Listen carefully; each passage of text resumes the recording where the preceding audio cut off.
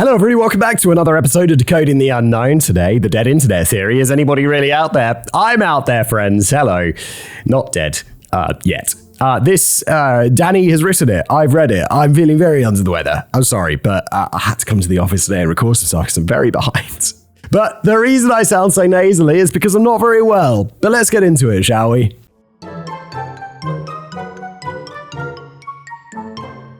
The last man on Earth sat in the beer garden of the startled weasel and took another sip of his drink. It had been less than a day since a plague had swept the entire planet and wiped out the whole of humanity, save for this sole survivor. And Nigel Glasscock was already discovering that being the last man on Earth had its fair share of up and downs.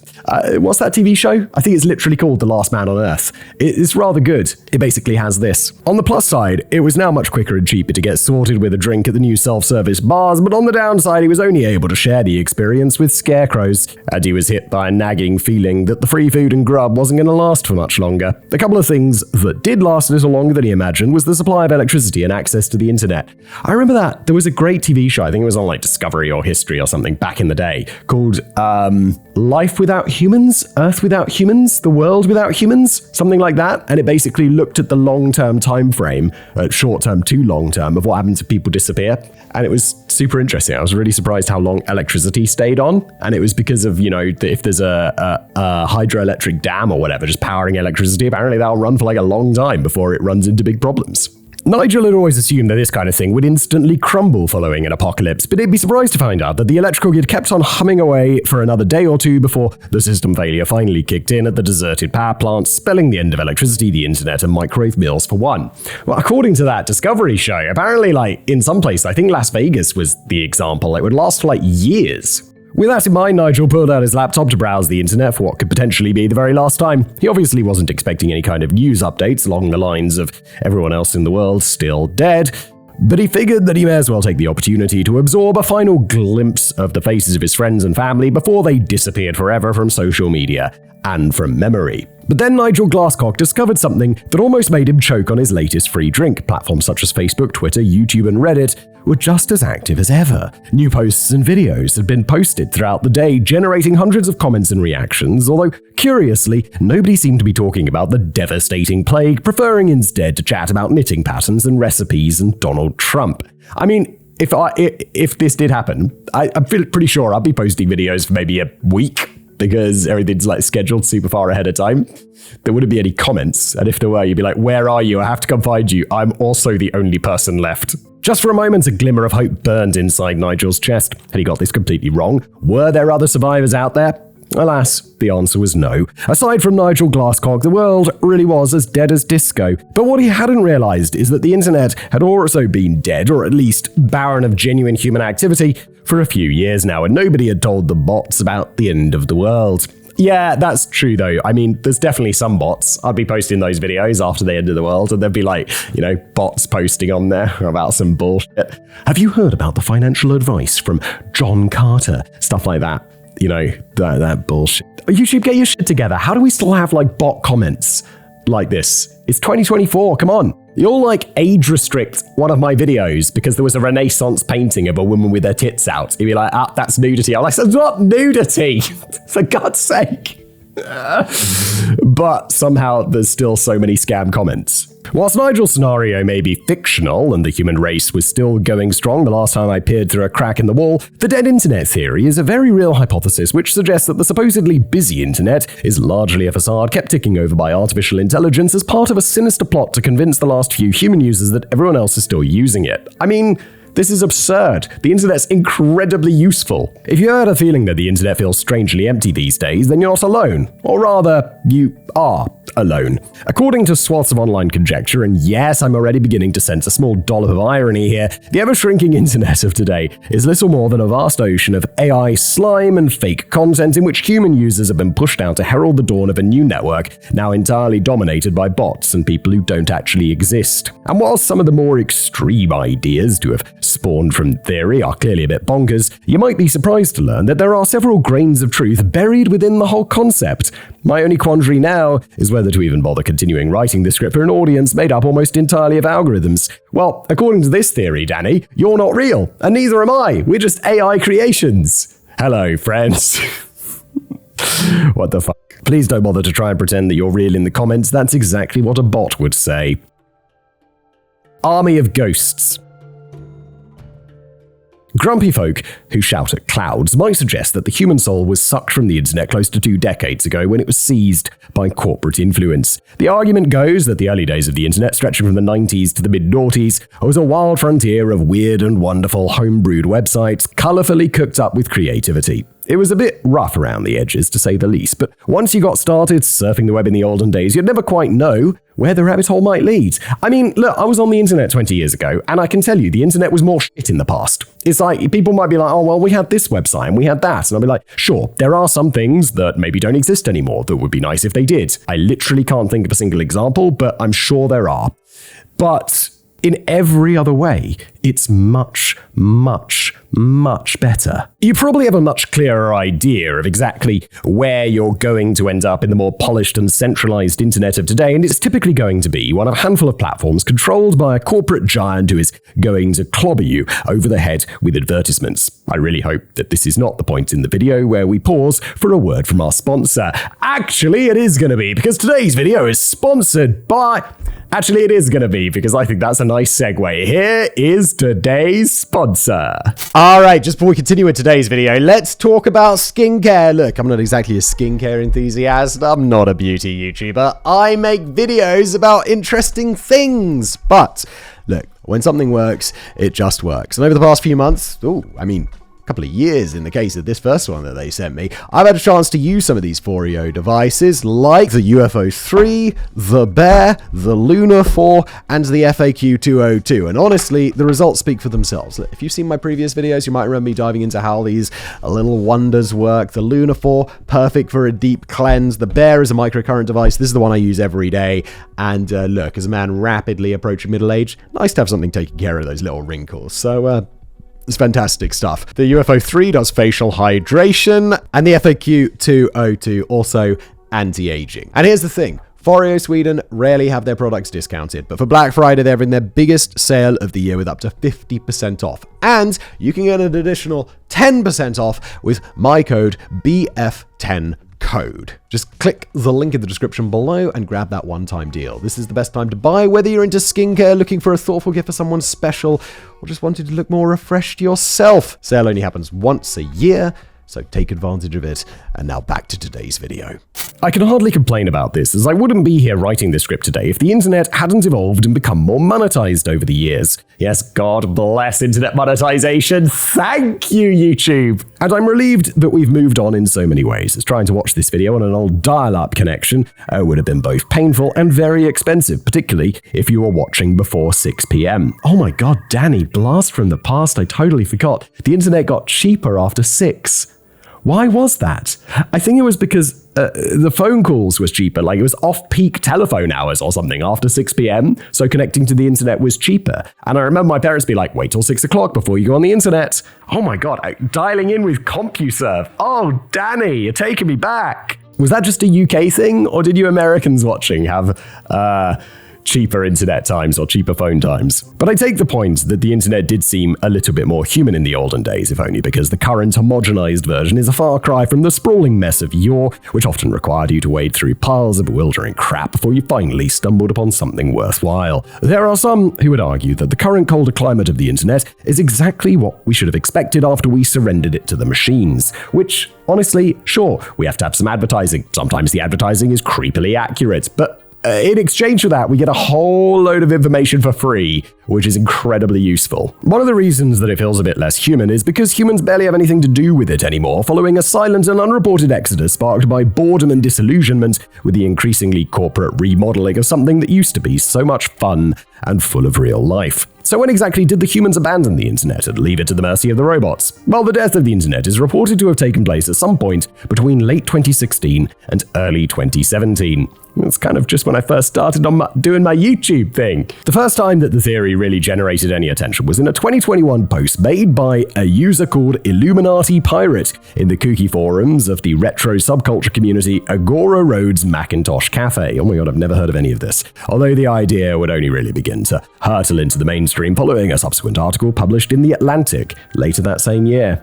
The Atlantic picked up this very credible story, did they? I hope that piece was about the conspiracy rather than being like, oh my god, maybe the internet's dead. It's The Atlantic, it's about the conspiracy, surely. But in fact, both of these sources riffed heavily on earlier ideas which had been understandably largely ignored at the time, presented as they were on such trustworthy anonymous image board websites such as 4chan and WizardChan, the latter of which is a community specifically aimed at males who have maintained entirely involuntary celibacy into their 30s. That's a weird thing to be like, this is one of my hobby, involuntary celibacy.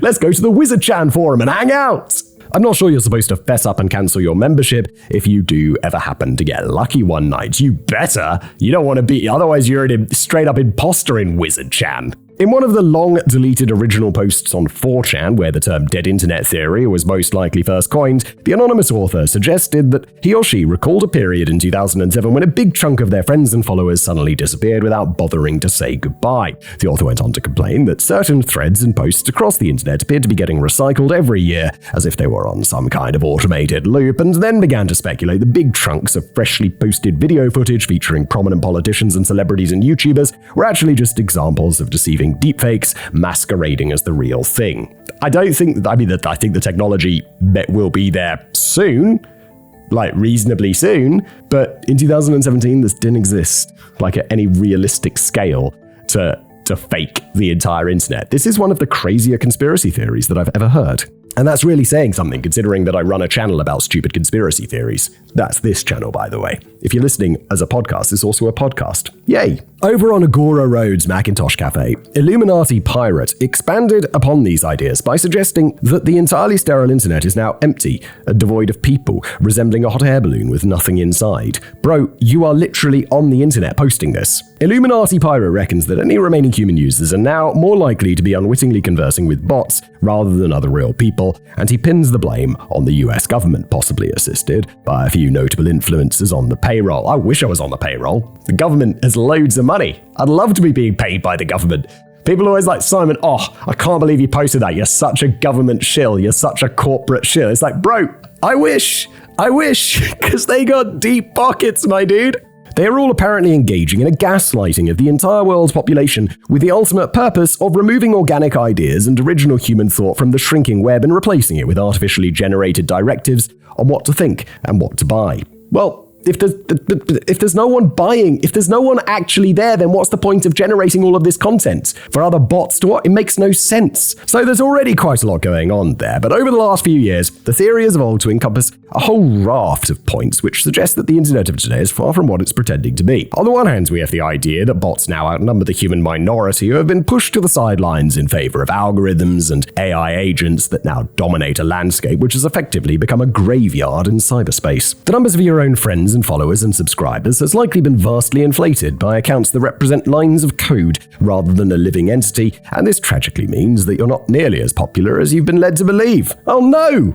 I mean, it's a bit weird. I mean, I'm pretty sure I still get a nice big paycheck from YouTube every month, so I think that's because people are buying shit that gets advertised on my channel, but I could be wrong. Maybe it's just bots. Maybe the bots are going out there and buying. Maybe the whole economy's just fake. A sobering thought, which reminds me of the horrendously disappointing turnout to my own 40th birthday party, although in fairness, I had just moved to the middle of nowhere. Whilst very few sane people are proposing that there are literally no humans to be found anywhere on the internet, the theory suggests that the surprisingly small number of regular human users are now becoming heavily influenced by posts on social media which are composed by bots and fake accounts to help sway public opinion. And all those hundreds of replies which wholeheartedly applaud the point of the original post, they're nearly all bots and fake accounts too. And you're now questioning your own values and principles and wondering why you seem to be the only person on earth who believes that introducing televised public hangings for first-time shoplifters seems a bit harsh. Moving in a slightly different direction, the theory also encompasses the idea that the vast majority of fresh online content is now created by artificial intelligence rather than a human hand, and it's becoming increasingly difficult to spot the join between the two, leading us all into an abyss of machine-generated philosophy which is shaping how we think and how we feel, and who we should next vote for, and which country we should bomb next. I do believe this is a problem though. Like sometimes I'll just be browsing YouTube and you'll click on a video and it'll have that same dude's voice voice. Don't sleep in your bed tonight. Random facts that will save your life. The last one saved me once. Like, this is especially prolific with shorts, and it'll be so weird, and it'll just be a little bit wrong. You'll be like, well, okay, what was it? I was watching one the other day, and it said like about frozen, and it's like, and then this frozen sheet of water or something like that. And it's like, wait, you mean ice? It was just so wrong. It was like compacted snow in a sheet. It's like, so ice. And all the comments were like, bro means ice. And I'm like pretty sure that this was written, voiceovered, and just entirely made by a computer. I mean, I hope YouTube does clear up some of this slop at some point, because it does make the viewing experience less enjoyable. And to the more extreme end of this theory, it's believed that this is all part of some grand master plan by either the US government or the Illuminati or the British Model Village Appreciation Society or some other shadowy unseen forces that are suppressing genuine human content from the web and replacing it with artificially generated sludge, which will serve to manipulate you and control public perception whilst telling you what you need to buy. I mean, also like controlling public perception and all of this stuff, there's loads of like AI images. I saw one the other day, like, well, I was debunking it, but of like Trump in a military uniform or something. And it's like, oh my God, it looks so real though. It all sounds a bit heavy to me and possibly a bit far-fetched, but whilst this may have started out as a fringe theory on a wacky message board, it's since grown into a fairly serious topic, which has now got an army of more mainstream supporters, at least on some level. I mean, sure, because conspiracy theories have levels. Like the true conspiracy theory is that there's no one really using the internet and people are in the minority.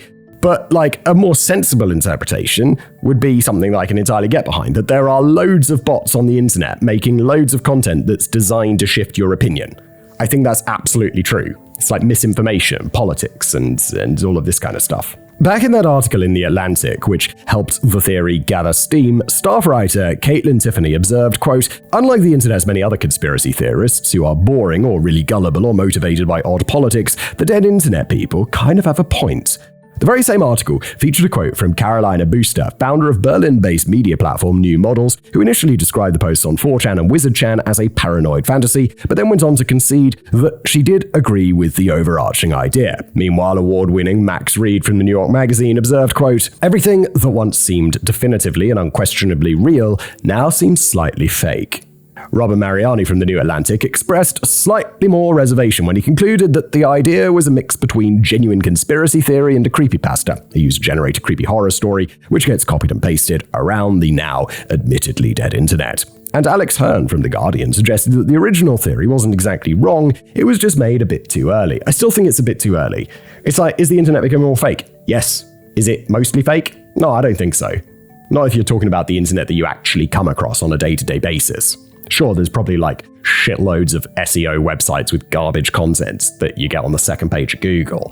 But generally the stuff you see, maybe I'm naive, but I think it's pretty original, or at least not completely generated by bots. But so much for human opinion. That's clearly overrated anyway these days. Let's try diving into some cold hard numbers. Ever since 2014, the American cybersecurity firm Imperva has published an annual report which, among other things, examines the nature of automated internet traffic and studies the rise of the bot visitors in comparison to human visitors. Back in their very first report, Imperva concluded that humans still accounted for 57% of traffic, whilst bots made up an already pretty staggering 43% of all internet traffic.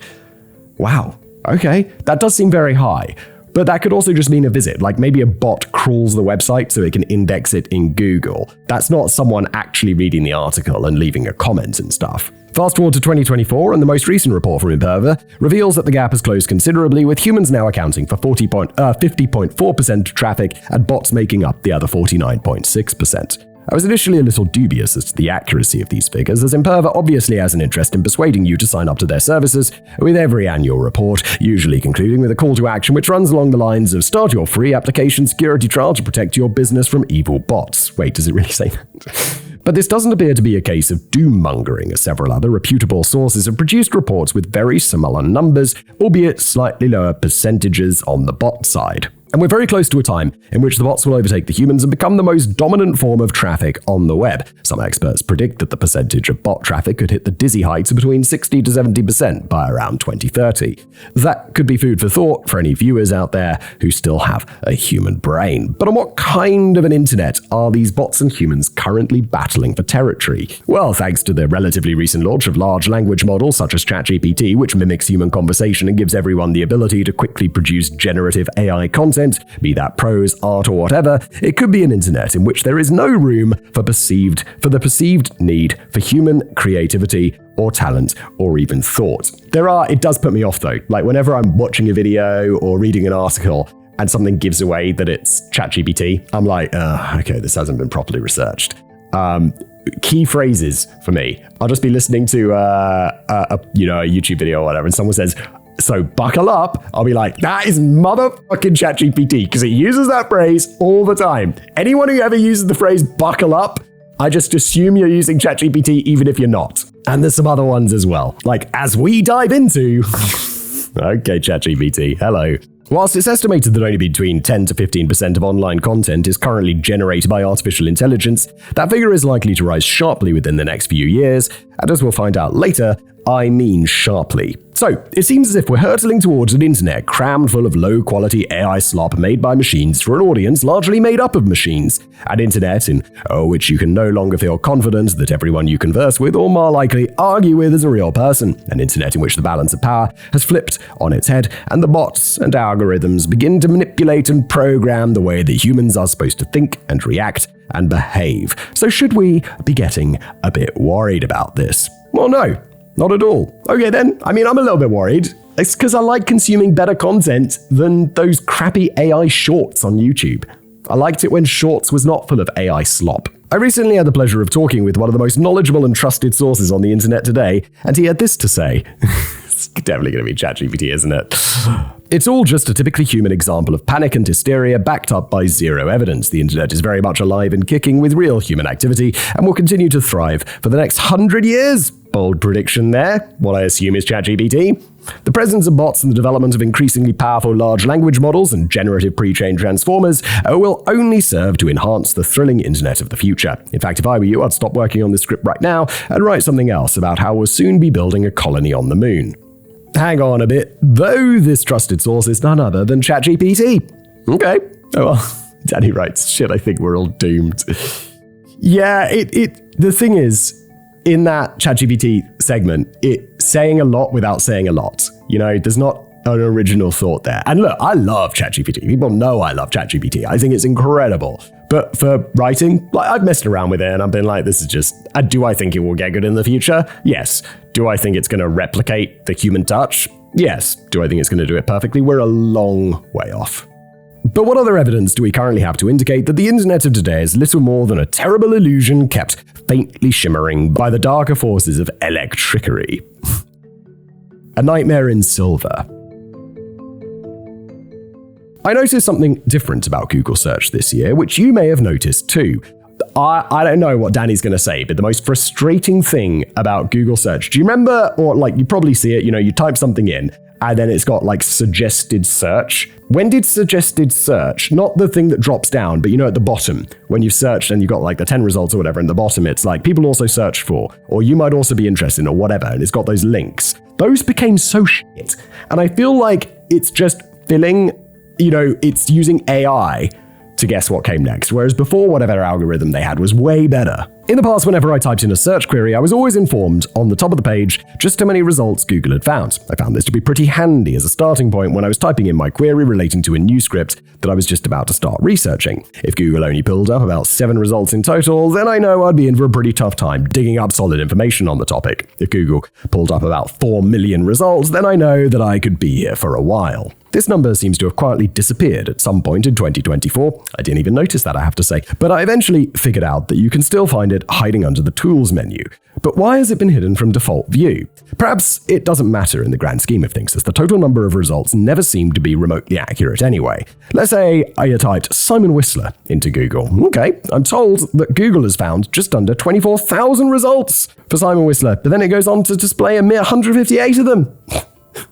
Come on, Google, I'm more important than that. 158, come on. Yes, you eventually reach that message at the end of the initial search, which tells you that some similar entries were omitted and asks you if you want to repeat the search with those entries included. Yeah, that's when you get to kind of like, you'll get like Simon Johnson skiing at Whistler, and you'll be like, oh, I see what you did there, Google. Not quite right. But even then, you only managed to get another 100 results. What happened to the other 23,742 results that Google claimed to have found? You can see the problem playing out on a larger scale when you type in particularly generic words like news, politics, or best places to hide a dead body. Don't type that in. Google makes out that it has found literally billions of results related to those generic queries, but then only bothers to display the tiniest fraction of them. Maybe Google is just lying to us in an attempt to pretend that the internet is far bigger than it really is, and the reason why they've now hidden the total number of searches is to avoid more people cottoning onto this. The internet does seem like a smaller place than it used to be in a way, with significantly fewer active websites on the go than we had back during the peak of around 2016 or 2017, which was coincidentally the time that the internet died. The shrinking internet phenomenon is given further weight by recent studies conducted by American think tank the Pew Research Center,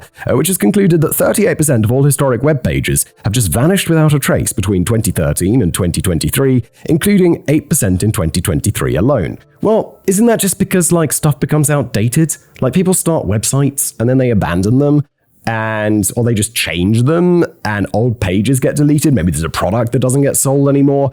That kind of stuff. This happens all the time. It's not really surprising. 54% of all Wikipedia pages contain at least one link which is no longer accessible, whilst high percentages of content posted by the media and world governments and academic institutions are riddled with dead links. The situation is only likely to get worse, according to data scientists, who predict that as many as 98% of currently active links will be lost over the next 20 years and remain inaccessible to future generations. And it's noticeably very human content, which is mysteriously disappearing into the void, leading to speculation that Google is in on the conspiracy to quietly suppress valuable content from history and replace it with fresh, artificially generated alternatives. Well, no, because that doesn't make sense, because when someone goes to Google and they click on that page and it says buckle up, in my example, I'll be like, oh God, I gotta find something else. Google want the higher quality stuff. Google want to feed people what they actually want, which is not, AI-generated nonsense. You only have to take a quick glance at pretty much any social media platform to see that we're already rolling around in oodles and oodles of AI gunk and creatorless content. Facebook is a natural starting point for our descent into the modern-day social media slot. Yet Facebook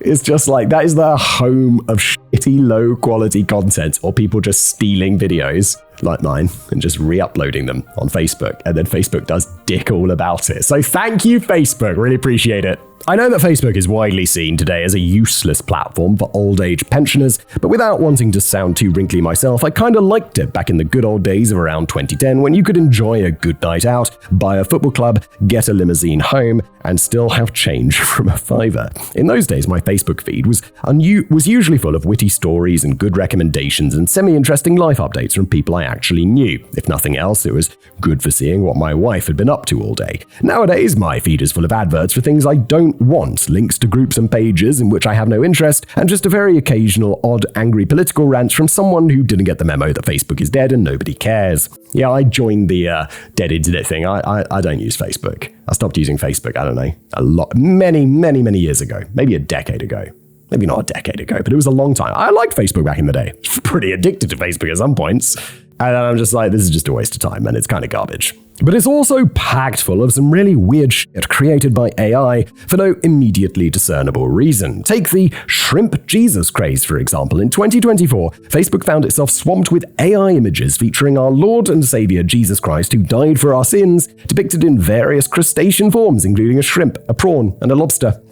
Gotta be honest, Danny, I kinda like that. That sounds kinda funny. This was followed up by a whole range of other equally baffling sets of themed Unreal artwork, which included amputee beggars in wheelchairs wearing "It's My Birthday" signs around their necks, strangely muscular cows, and East Asian flight attendants wading through rivers of mud. And this was just the tip of the compost mountain.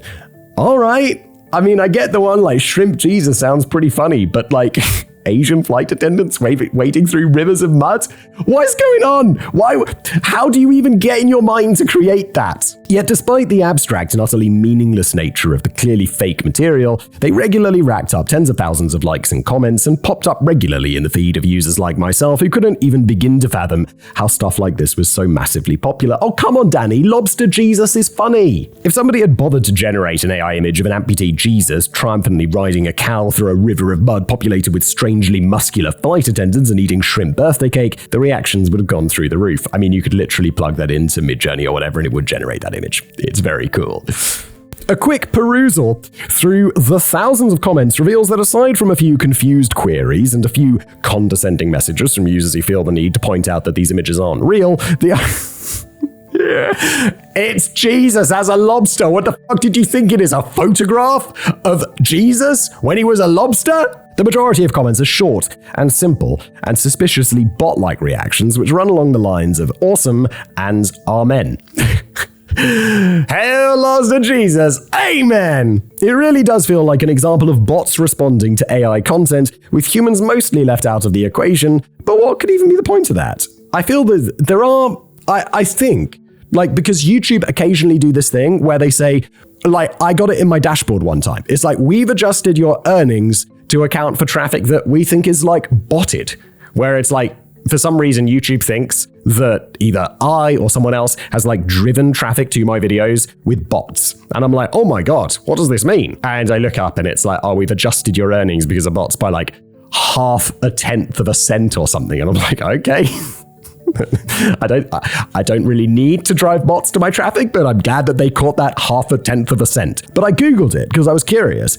And apparently, this is quite a common thing. Someone will make a video and then they'll get bots to drive views to that video. And then somehow those bots will be viewing adverts and people are kind of scamming YouTube out of money, which I guess is what YouTube are trying to correct with this thing.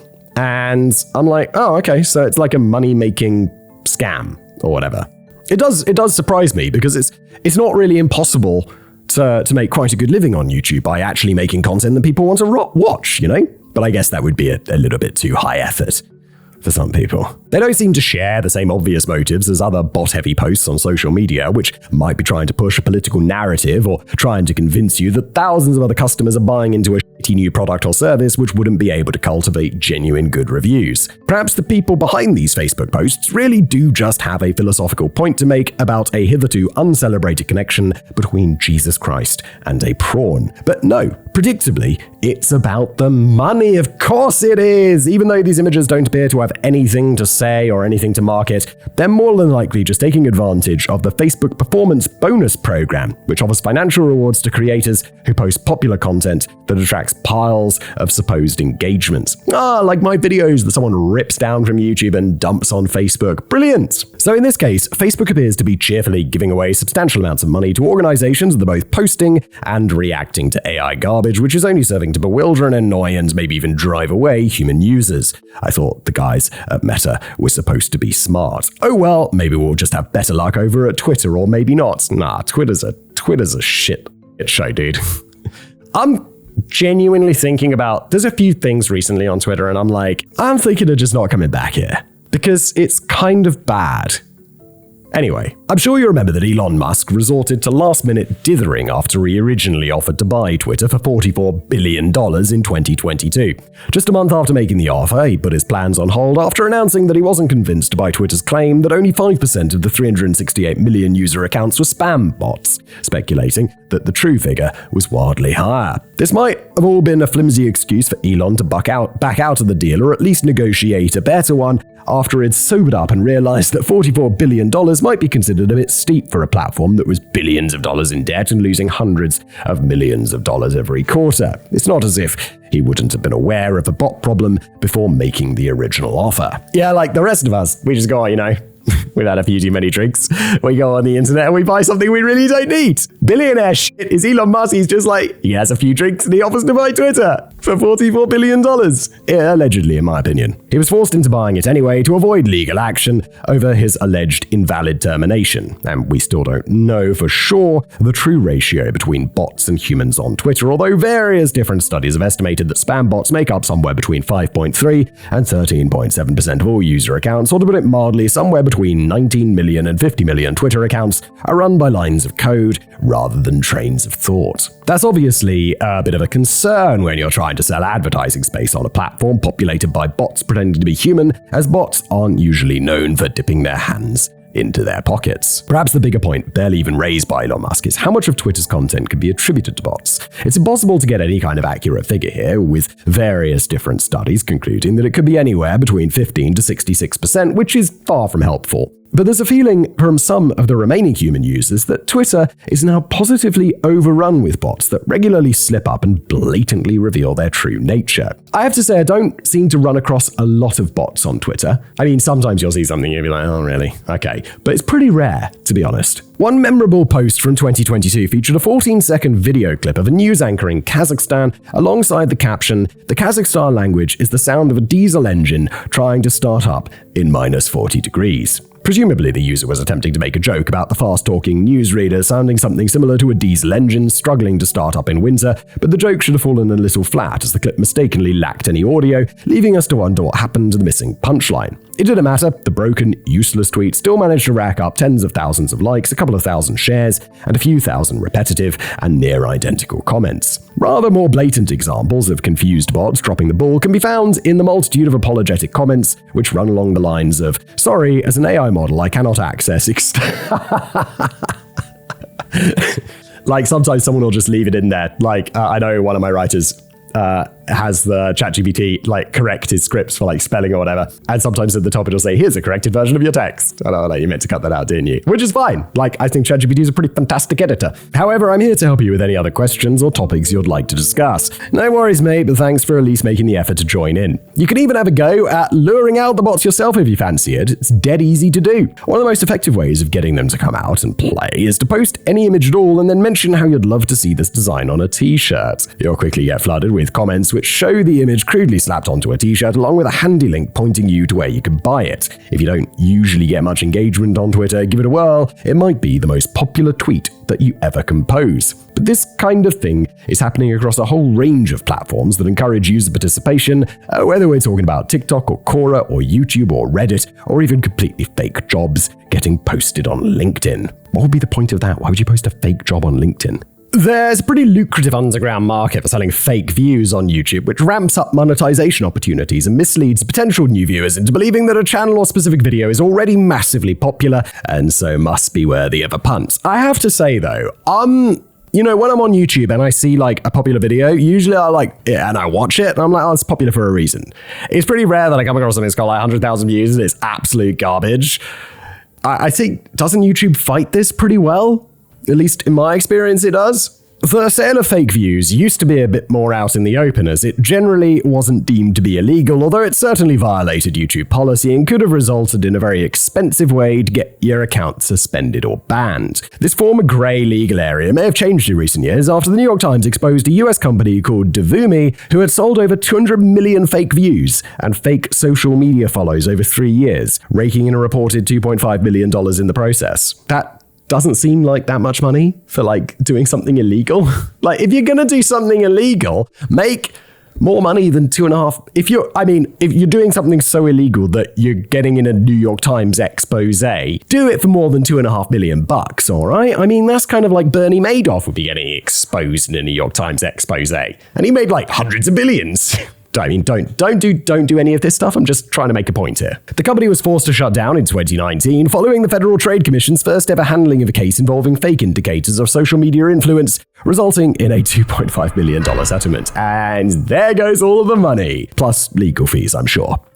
But the activity still goes on, and whilst YouTube has not disclosed the number of fake views that it blocks every day, they want to make it clear that they're working hard to keep the number of fake views down to less than 1% of the total figure, which 1% seems very high. Bearing in mind that the platform racks up 5 billion views a day, or even higher if Simon's having a good day, This could mean that up to 50 million views a day were not viewed by human eyes, and it's apparently quite hard to tell the difference between a fake and a genuine view. At one point, YouTube's own engineers and developers feared an imminent YouTube inversion in which the platform would incorrectly classify fake views as genuine and vice versa, pushing out all human users from YouTube to the mercy of the bots. Perhaps everything has simply come full circle. Whilst people over on Reddit complain that far too many posts are now clearly composed by bots, they might be forgetting that the entire platform was built on bricks of digital deception. Yeah, if I remember right, wasn't one of the starting guys of Reddit just like posting loads of stuff on Reddit to make it look more engaging than it actually was? Which, I mean, okay, yeah, I kind of get it. But with the problem is, that's Reddit, that's his own website. If you do that on YouTube and they find out, they're going to ban the shit out of you really hard. When it was first launched in 2005, the founders Steve Huffman and Alexis Ohanian felt that it looked a bit sad and empty, so they filled the platform with hundreds of fake accounts chatting away to each other to create the illusion of a lively hub. This fake-it-till-you-make-it strategy certainly worked out well for Reddit for the best part of a couple of decades, but maybe it only worked out until genuine human interest began to wane, and now it's returned to the roguish roots of fabrication upon which it was launched. I don't. Like, Reddit's still good. Like, compared to Twitter, like, I'll go on Reddit, I'm like, it's pretty good stuff here. Pretty good stuff. You'd think that social media platforms might be concerned about the prospect of machines replacing people, but it sometimes feels as if they're doing everything in their power to keep pushing us into a frantic future of fake content. You'd think that social media platforms might be concerned about the prospect of machines replacing people, but maybe not. Instagram is currently testing a feature which is designed to offload some of the heavy burden of being a social media influencer. If you're such a heavy burden. If you're receiving thousands of messages every day from devoted followers, it's obviously going to be impossible to engage with each and every one of them, but Instagram has an answer for that. They're trialing a new feature in which a custom AI avatar based on the personality of the influencer can do all of the hard work by responding to each message in the style of the real person. The problem is, when someone writes a message to someone, I would much rather get no response than a fake response. Because I'm reaching out to them because I want a response from them, not from like a robot. That kind of removes the point. If I had to guess, I'd say you're a program from the machine world. Nah, man, I'm just doing the robot. Here, you should try it. Why? Just don't reply. So they're effectively creating clones of Instagram's most popular influencers to do all of the boring stuff involving ordinary people, which gives the real influencer an opportunity for an extra couple of hours in bed. Look, in my experience, as someone on the other side of this equation, like when I make content, do I read all the comments? Do I reply to them? No, there are tens of thousands a day, or however many, I don't even know, Instagram messages, Twitter DMs, whatever. I don't reply to any of them because it's way too many, and it's not so I can have an extra couple of hours in bed, it's so I can continue making content and continue doing things that kind of, no offense, but really make a difference. There's no deceit involved here, as the AI clone conversations will be plastered with icons and disclaimers which make it clear that the flesh and skin version of the celebrity can't be bothered to talk to you today, but it still feels a bit odd. Yes, it does. I would not do this. Taking that one step further, TikTok announced in 2024 that they're exploring the possibility of creating AI social media influencers from scratch. It's not an entirely new idea. Back in 2016, a fictional computer-generated character by the name of Lil Michaela made her first Instagram post. Since then, has Instagram really been around since 2016? Since then, despite not being real, she's attracted 2.5 million followers and secured lucrative product endorsements with deals like Calvin Klein and Prada. TikTok feels that this might be the way forward and are considering releasing a whole army of brand new AI influencers to offer more competitive pricing to big brands and push greedy human influencers out of the market altogether. Some of those ex-celebrity humans thrown onto the scrap heap might have to end up getting a proper job, at least until AI comes after that too. And whilst we're at it, here is the most batshit crazy idea I've ever heard for a social media app in my life. Okay, here we go. Launched on the iPhone a couple of weeks before I started work on this script in September 2024, the whole point of social AI is that you talk exclusively to chatbots rather than real people. It's visually described as a private social network where you receive millions of AI-generated comments offering feedback, advice, and reflections on each post you make. Wait, so it's literally like a social network where there's no social element.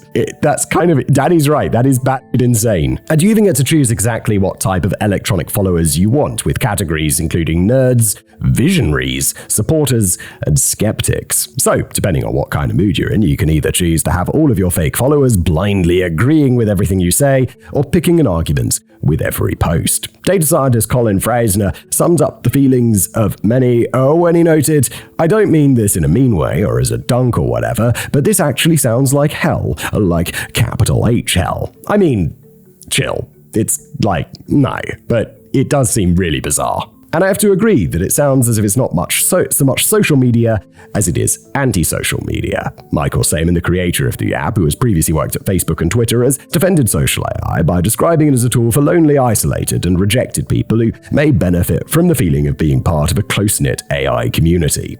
Really? I don't think it works like that. But I can't help feeling that encouraging lonely people to engage exclusively with bots is only going to intensify the problem in the long term. Or maybe not, as the AI bots get so good that people are like, I can't tell the difference between interacting with this bot and interacting with a human, so it's good enough for me. Which is weird. So where is all of this leading us? By the looks of it, we're heading for a future in which the internet is favoring artificially generated content presented by artificially generated personalities, which generates artificially generated reactions. An internet in which it is no longer possible to distinguish the humans from the bots who are already on the brink of outnumbering us in what is fast evolving into a haven for the undead. Perhaps it's not so inconceivable that we could be turning our back on this in droves and seek something a bit more grounded in reality. But are we really being so misled about the current health of the internet?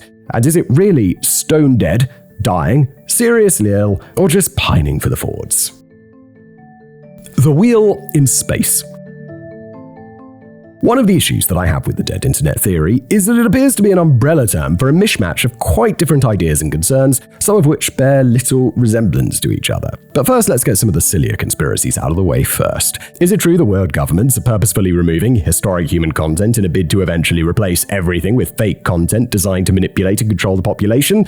I seriously doubt it. For starters, that would be a pretty massive undertaking. It would require the covert cooperation of tens of thousands of people. Besides, you'd assume that a lot more people would notice if it was happening. A big element of this particular conspiracy is probably driven by the idea that Google is in on the conspiracy and is purposefully hiding most of the billions of search results it claims to have found, whilst 38% of web pages have quietly disappeared forever over the last 10 years. On top of this, Google results appear to be giving more preference to bot-generated content created specifically to rank high in the results than anything of real value that might have been put together by a human. I think if this is the case, and I definitely see this, I think over time Google and YouTube are just going to get better at filtering it out. And it'll be like that. There's like the, what's it called, an arms race.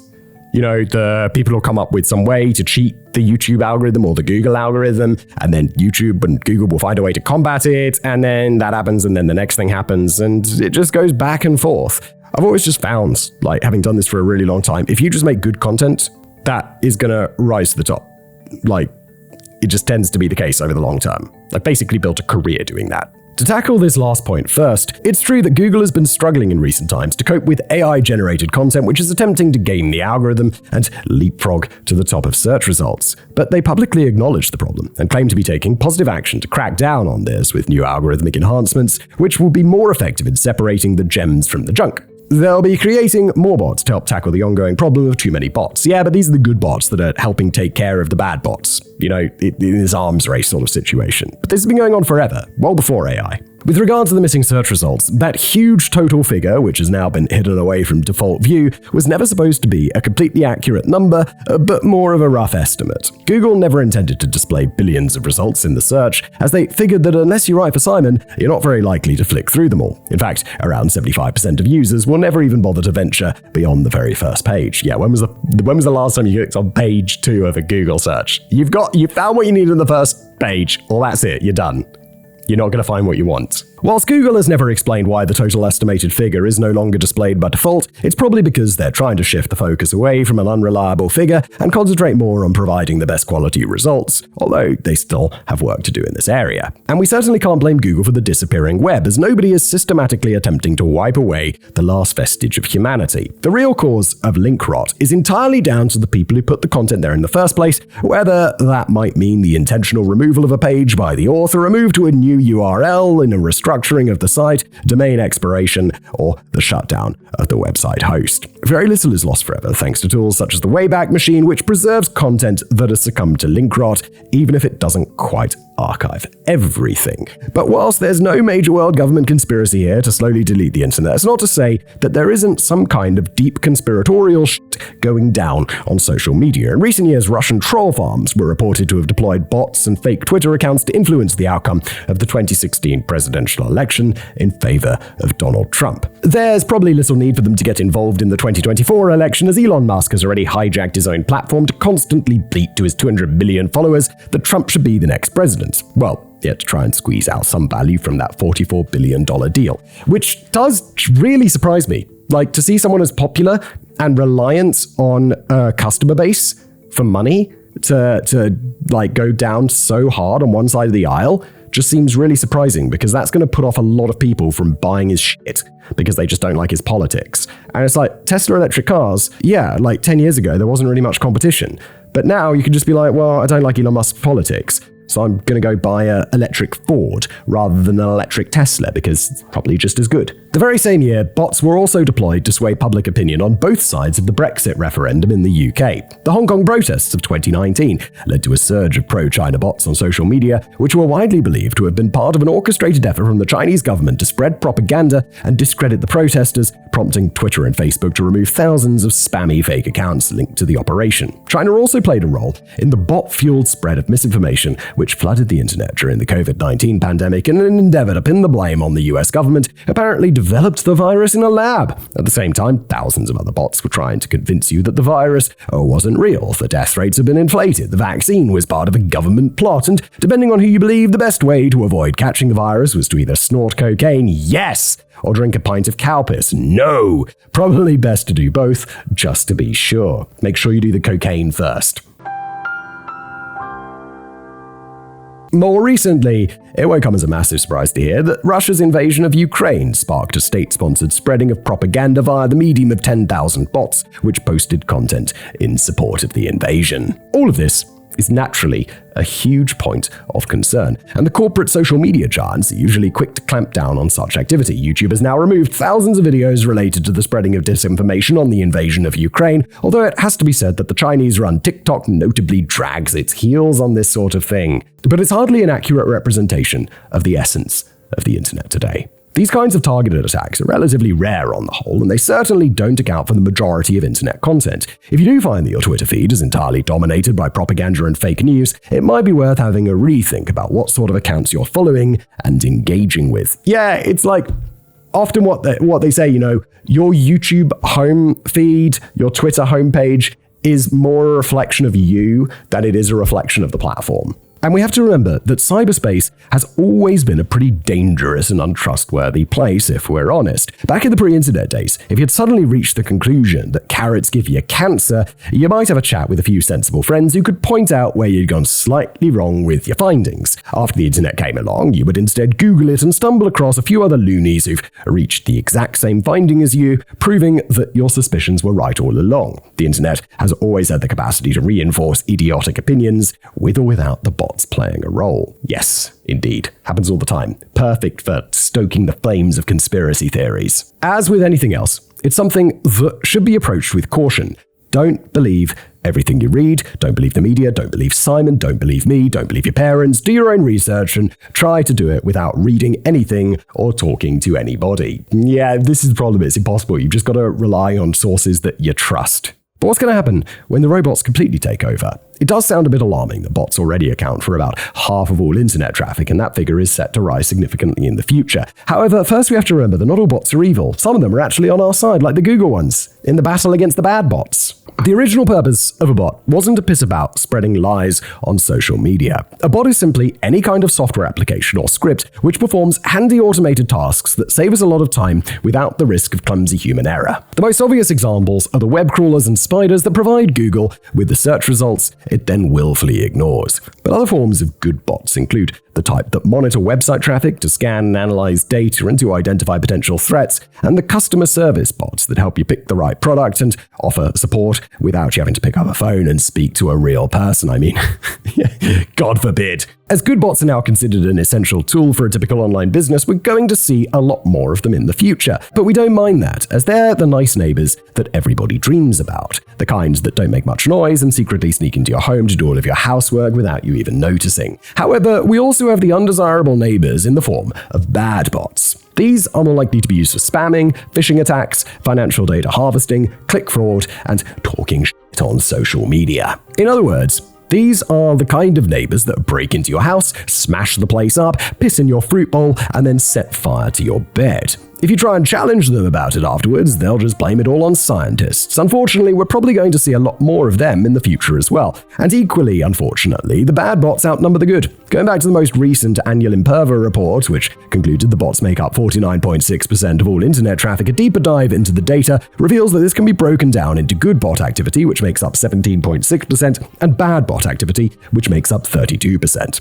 And the bad bots are growing faster than the good bots, which is obviously bad news. But whilst the fear of bots greatly outnumbering humans is often used as an argument to support the dead internet theory, I'm not really sure that it bears any huge relevance. For starters, it's not as if these bots are creating themselves. Every bot currently buzzing around the internet was created by a very human hand. But the main point is that the growing number of bots doesn't have a direct correlation with the number of human users. It's not like a person gets pushed off the internet every time a new bot is created. We could potentially have a situation in the future where bots account for 99% of all internet traffic, but we could still have way more human users than ever before in history. Whilst it would be true to say, in this scenario, that the internet is heavily dominated by bot activity, it hardly adds up to a dead internet. It's still true to say that the internet is shrinking rather than expanding, although there's a perfectly logical reason for this. If we go back a decade, everyone was still making their own independent personal and business websites, whereas nowadays everything is a lot more streamlined and you're likely to make your presence felt on social media or e-commerce platforms or apps. We're all still very much there, but we're now sharing land in the same places rather than building our own isolated territories. Perhaps there are very few people out there who truly believe that the internet is now largely a ghost town inhabited only by bots who are trying to make out that the party hasn't finished yet. I barely know anybody who doesn't regularly use the internet aside from a couple of really old folks.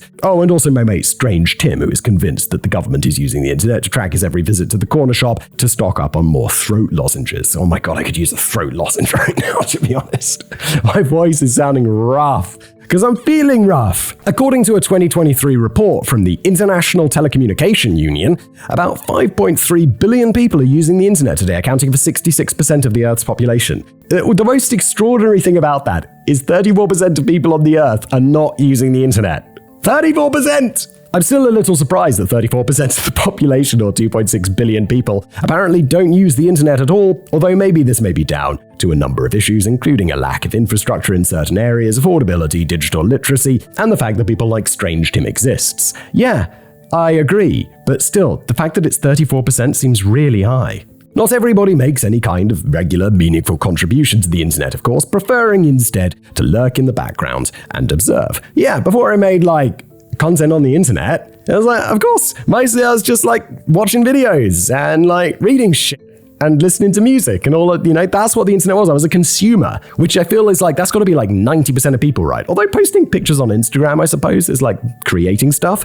I've had so many encounters with old friends down the pub who'd always presumed were inactive on Facebook, as their accounts have never shown the faintest flicker of life. And yet I'm quite taken aback when they start reeling through loads of my posts that are apparently enjoyed, despite failing to engage or react to a single one of them at any point over the last 16 years. But the people who do contribute are still the ones leading the discussion and sharing opinions and cracking the good gags and taking the pot shots at each other on social media, at least for now. And whilst it's wise to be on your guard when assessing if a particular post was written by a real person or a fake bot, don't be too quick to dismiss a suspiciously stupid post.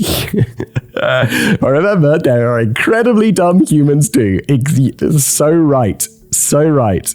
The very idea of an internet in which bots are just conversing with other bots is a little silly, as the whole thing would have already collapsed on itself by now. Social media platforms are primarily funded by advertising revenue, and if we ever reached a point where paid adverts were only ever engaging with bots who are not actually pulling in any profits, the plug would have been pulled pretty damn quickly. Whilst many bemoan the idea that the internet today is driven by corporate greed, it's that very same corporate greed that will more than likely ensure a lively future, as an internet without humans is fundamentally useless and, more importantly, unprofitable. So, we're hardly short of human traffic. But there's another element to the theory, which is more about the dying soul of the place than the head count. And this one probably stands more of a chance of becoming true in the not too distant future. We're talking about the total takeover of content by large language models such as ChatGPT and its successors. Technology commentator Nina Schick has predicted that 90% of all text, videos, images, and audio on the internet will be generated by AI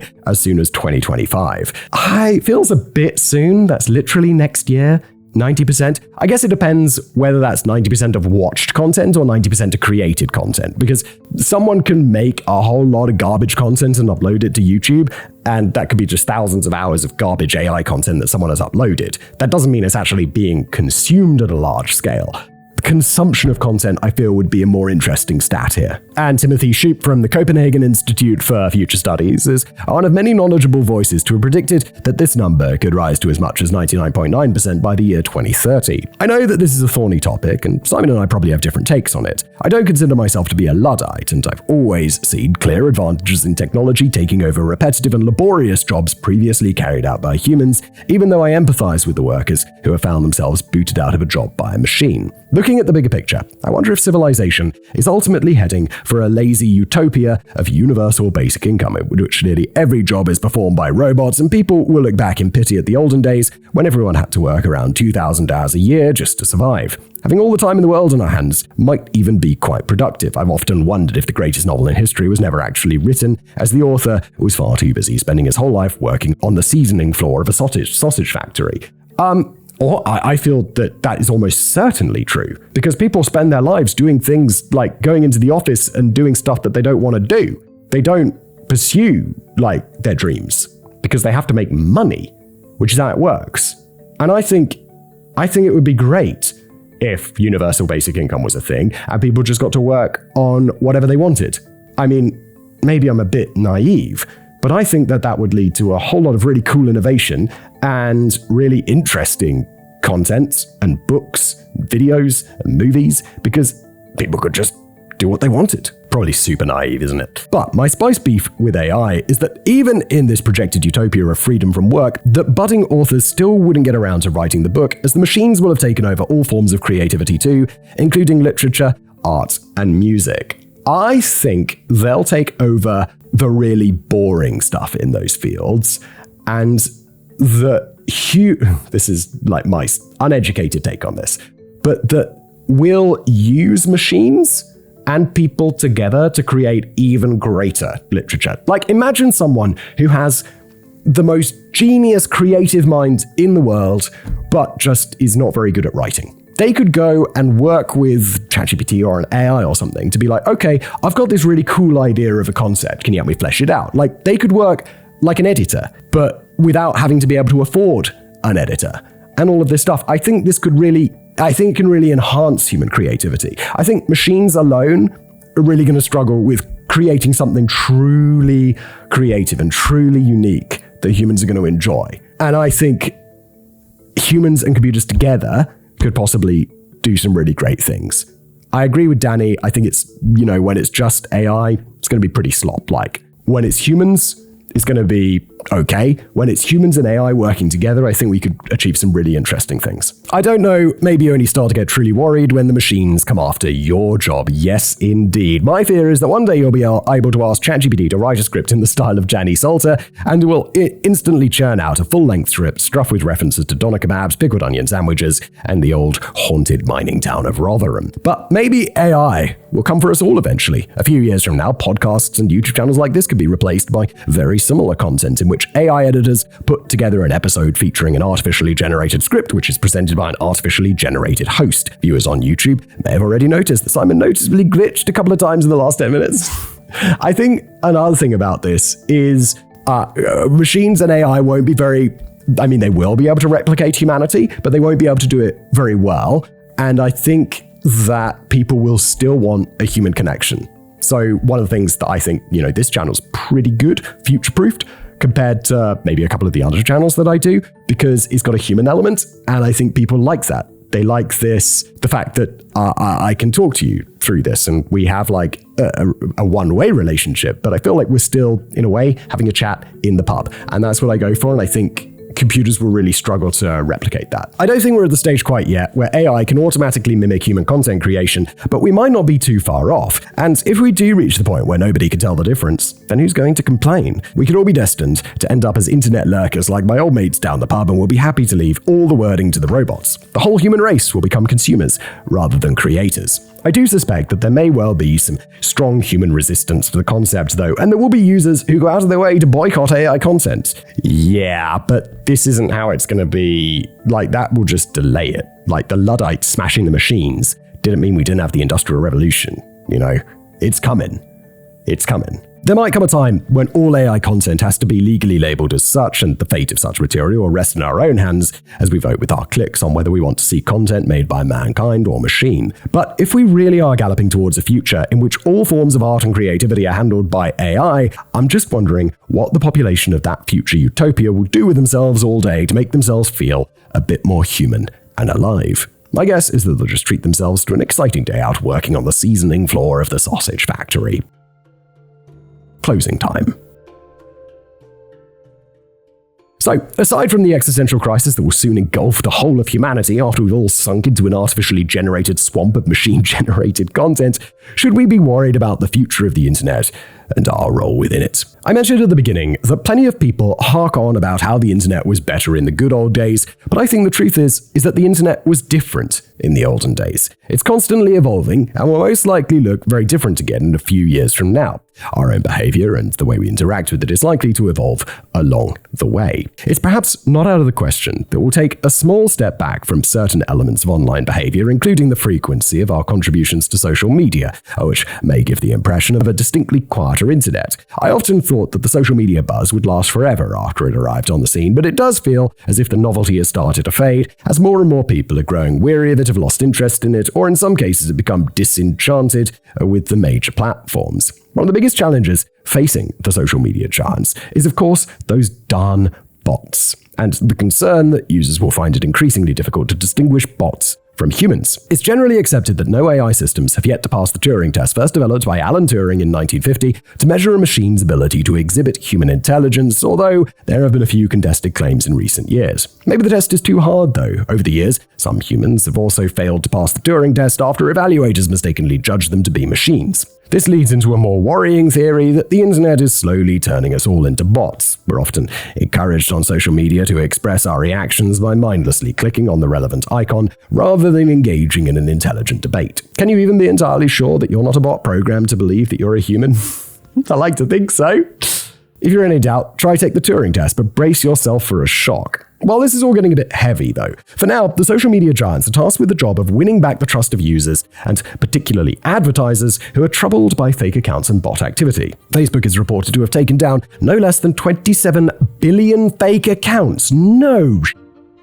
Holy crap, that's a lot. But Elon Musk's efforts to battle the bots he was moaning about haven't gone down well in some quarters, with new users in some regions now being required to pay an annual fee as a part of the Not a Bot program. Another idea for the companies to consider is really clamping down on account verification to prove that you're human before you're allowed to post content. Or in Twitter's case, rather paradoxically, just being like, oh no, if you pay, you can be verified. And a bot could pay. But again, this doesn't sit right with everyone. Oh, we could soon be using an internet in which we're constantly being pressured by machines to jump through hoops to prove that we're human. But in conclusion, the internet is not dead, nor is it dying, but it is evolving in ways that may cause concern for the future, and it will be interesting to see how things pan out. It's hard to see a way of AI suddenly being uninvented now that it's been let loose on the world, but perhaps we'll figure out a balance, or maybe we'll all be perfectly happy consuming an internet largely comprised of bots and AI slime. Perhaps we'll drift away from the bigger social media companies and move back to those smaller communities and message boards where it all began as the centralized internet returns to its more scattered wild roots. I think we do see a little bit of that, like Discord communities and stuff, where it's like, sure, it's happening on Discord, but it's just a little private group where people chat about stuff. I think that's becoming increasingly common. Perhaps we'll even drift away from the frequent use of internet altogether and move back outside to take in the beautiful scenery, smell the flowers, ride our bicycles, and participate in drunken brawls outside of waffle houses. Stay tuned to the internet to find out what happens in the next chapter. What are my personal thoughts? Well, sorry, isn't AI Marshall? I'm not equipped to express opinions on the matter. However, I am here to help you with any other questions or topics you'd like to discuss. Amen. And that's where we end today's episode. Thanks for being here. Bye.